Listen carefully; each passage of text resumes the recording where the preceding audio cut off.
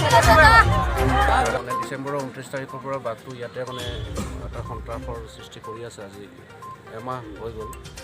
আমাৰ Orang national park আৰু আমাৰ ঢেকীয়াজুলি বনাঞ্চলিক কাৰ্যালয়ৰ সমূহ বনকৰ্মীয়ে যথেষ্ট ইয়াত বাঘটো সুৰক্ষা প্ৰদান কৰাৰ লগতে ৰাইজক সুৰক্ষা প্ৰদান কৰাৰ ক্ষেত্ৰত যথেষ্ট কষ্ট কৰি শেষত আজি পিঞ্জৰাবদ্ধ হৈছে। এমাহ এদিন পিছত আজি পিঞ্জৰাবদ্ধ হৈছে। ইতিমধ্যে আমাৰ বিভাগীয় ডক্টৰ আহিছে, আহি পেলাই বাঘটো ট্ৰেংকুলাইজ কৰিছে আৰু সদ্যহতে এতিয়া বাঘটো ওৰাং নেশ্যনেল পাৰ্কলৈ লৈ যাব। তাৰপিছত আমাৰ ঊৰ্ধ্বতম কৰ্তৃপক্ষৰ নিৰ্দেশমৰ্মে ক'ত কি কৰে তেওঁলোকে পিছত কৰিব।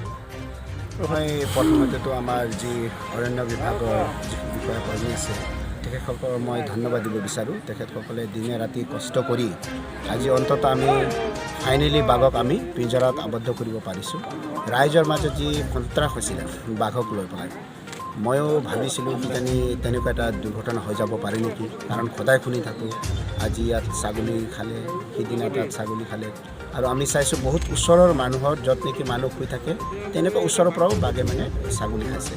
তো হ'ব পাৰে দুৰ্ঘটনা, ছাগলী বুলি মানুহকে লৈ গ'ল, তেনেকুৱাও মানুহতো আক্ৰমণ কৰিছে, হ'ব পাৰে তেনেকুৱাও মানুহকো আক্ৰমণ কৰিলে।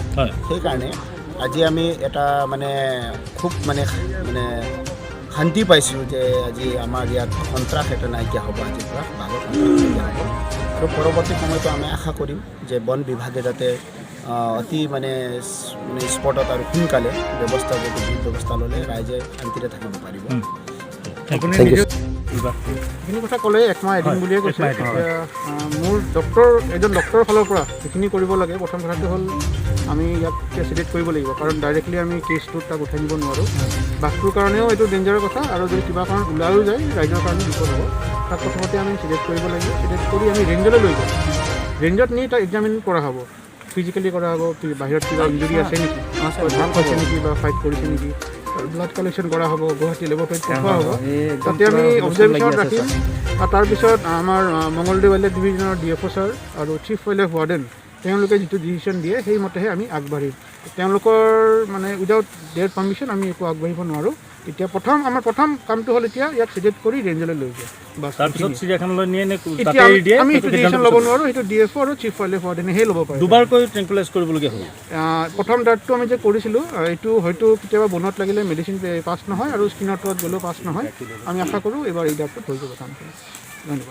আচলতে বৰচলা ৰাইজৰ কাৰণে এটা ভাল দিন, সৌভাগ্যৰ দিন। একমাহ একদিন কণ্টিনিউ মই নিজেই আছোঁ। আমাৰ লগত আছে ধৰক আপোনাৰ আঞ্চলিক বন বিষয়া ঢেকীয়াজুলি আৰু ওৰাং ৰাষ্ট্ৰীয় উদ্যানৰ গোটেই কৰ্মচাৰীসকল। তেওঁলোকে দিনে নিশাই একমাহ একদিন এই বৰচলা অঞ্চলত বাহাৰ পাতি আজি মানে বাঘটো পিঞ্জৰাবদ্ধ কৰিব পাৰিছোঁ। বৰচলা ৰাইজৰ কাৰণে এটা সুখৰ দিন, কিন্তু বাঘটোৰ কাৰণে আকৌ দুখৰ দিন। তেওঁ হয়তো ইয়াত সন্ত্ৰাসৰ সৃষ্টি কৰাৰ কাৰণে তেওঁক আজি ইয়াৰ পৰা লৈ যাব লাগিব। তেওঁ ঘৰৰ পৰিয়াল গোটেই এৰি থৈ যাব লাগিব। সেই বাঘটো এটা বুঢ়া বাঘ, মানে প্ৰাপ্তবয়স্ক বাঘ বুলি এতিয়া আমি গম পাইছোঁ। খুব কম সময়ৰ ভিতৰত আমি গম পাম যে পিঞ্জৰাবদ্ধ কৰাৰ পিছত গোটেই গাড়ী ঘোঁৰা ডক্টৰ আৰু তাৰপিছত আমাৰ প্ৰধান মুখ্য বন সংৰক্ষক তেখেতসকল অহাৰ পিছত কি ডিচিশ্যন লয়। ইয়াৰ পৰা এতিয়া ওৰাং ৰাষ্ট্ৰীয় উদ্যানলৈ লৈ যোৱা হ'ব। আমাৰ লগত